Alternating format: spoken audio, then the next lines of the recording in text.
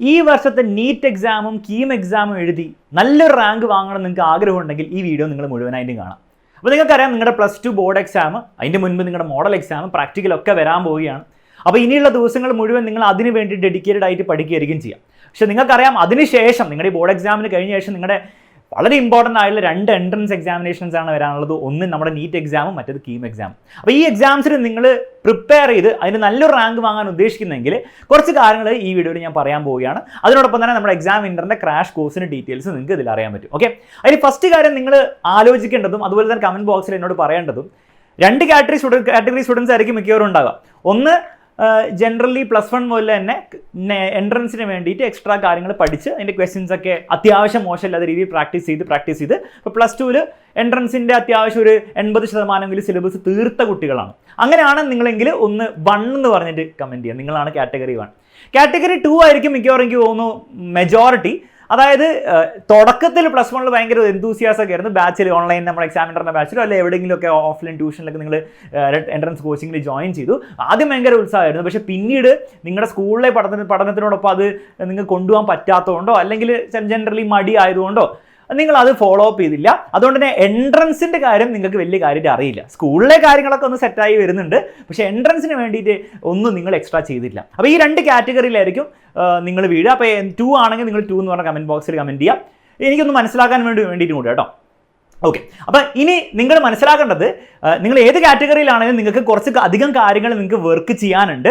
അതിൽ ഫസ്റ്റ് നിങ്ങൾ മനസ്സിലാക്കേണ്ടത് നിങ്ങൾ നീറ്റ് എക്സാമിനാണ് പ്രിപ്പയർ ചെയ്യുന്നതെങ്കിൽ 2025 നീറ്റ് എക്സാമിനാണ് പ്രിപ്പയർ ചെയ്യുന്നതെങ്കിൽ നിങ്ങൾക്ക് 79 ചാപ്റ്റേഴ്സാണ് +1ഉം +2ഉം ഫിസിക്സ് കെമിസ്ട്രി ബയോളജിയും കൂടി ചേർത്തിട്ട് 79 ചാപ്റ്റേഴ്സാണ് നിങ്ങൾക്ക് പഠിക്കാനുള്ളത്.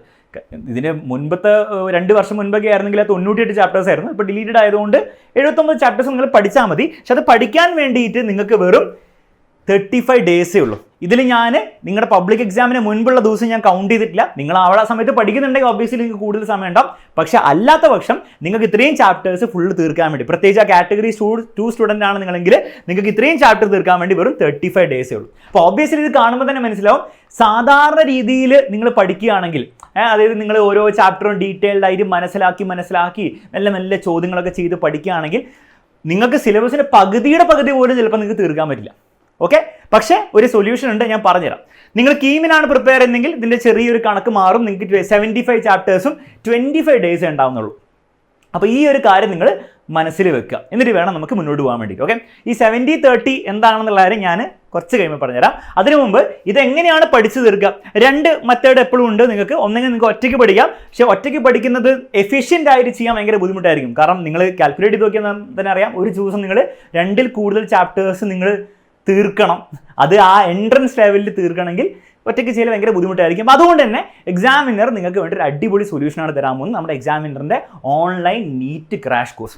എന്താണ് ഈ വർഷത്തെ ഓൺലൈൻ നീറ്റ് ക്രാഷ് കോഴ്സും അതുപോലെ കീം ക്രാഷ് കോഴ്സിൽ തരാൻ പോകുന്നത്? അപ്പോൾ 2 സെപ്പറേറ്റ് കോഴ്സസ് ആയിരിക്കും.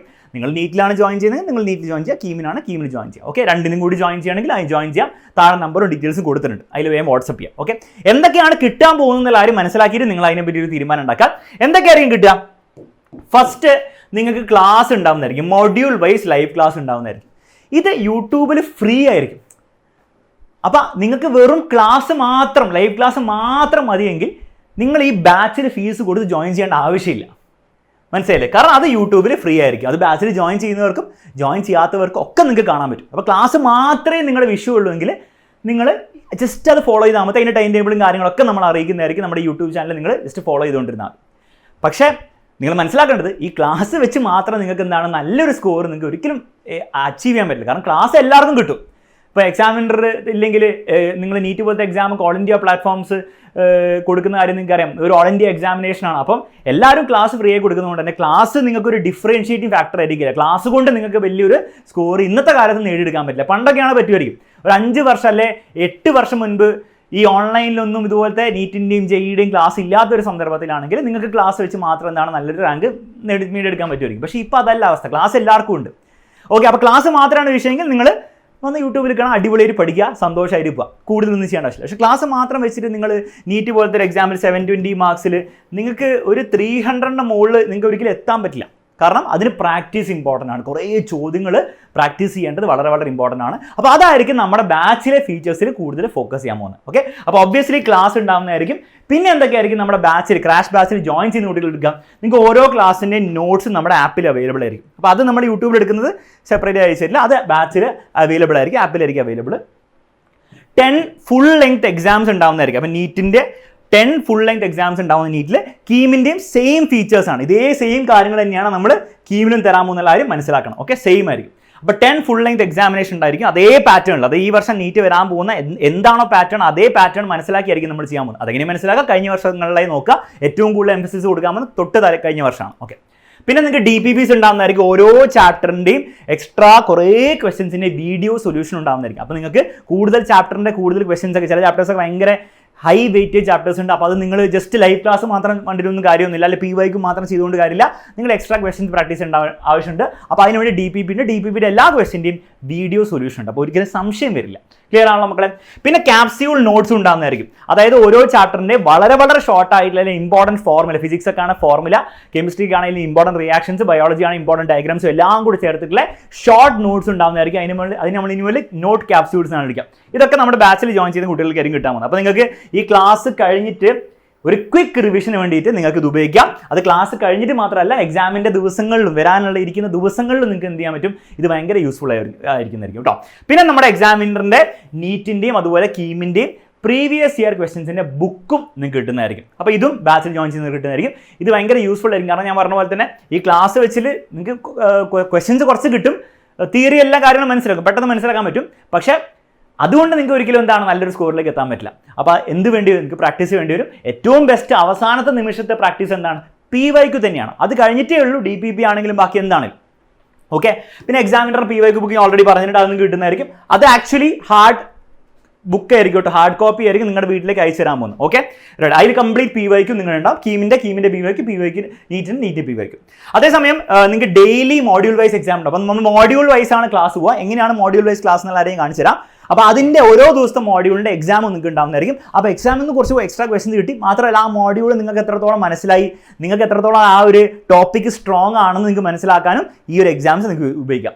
അതുകൂടാതെ നിങ്ങൾക്ക് ഡെയിലി മോഡ്യൂൾ വൈസ് വർക്ക്ഷീറ്റ് ഉണ്ടാകുന്നതായിരിക്കും. അപ്പം നിങ്ങൾക്ക് ഓരോ ചാപ്റ്ററും നിങ്ങൾക്ക് മോഡ്യൂൾ വൈസ് ക്ലാസ് എടുക്കുന്നതായിരിക്കും. അതിൻ്റെ വർക്ക്ഷീറ്റ് നിങ്ങൾ ചെയ്തിട്ടായിരിക്കും നിങ്ങൾ എക്സാം അറ്റൻഡ് ചെയ്യുക. പിന്നെ കുറേ അഡീഷണൽ ഫീച്ചേഴ്സ് ഉണ്ട്. അതും കൂടി ഉപയോഗിച്ച് പഠിച്ചാൽ ഒബ്വിയസ്ലി നിങ്ങൾ വെറും ലൈവ് ക്ലാസ് ഉപയോഗിച്ച് പഠിക്കുന്ന ആൾ നിങ്ങൾക്ക് ഒരു 200-250 സ്കോർ നേടാൻ പറ്റുമെങ്കിൽ, നിങ്ങൾ ഇത് വെച്ചും എക്സ്ട്രാ നിങ്ങൾ വർക്ക് ചെയ്യാൻ റെഡി ആണെങ്കിൽ ജസ്റ്റ് ഈ സമയം കൊണ്ട് മാത്രം നിങ്ങൾക്ക് എന്താണ് ഒരു 400-ൻ്റെയോ 500-ൻ്റെയോ ചിലപ്പോൾ 600-ൻ്റെയോ മുകളിൽ നിങ്ങൾക്ക് വാങ്ങിച്ചെടുക്കാൻ പറ്റും. Depends on your level.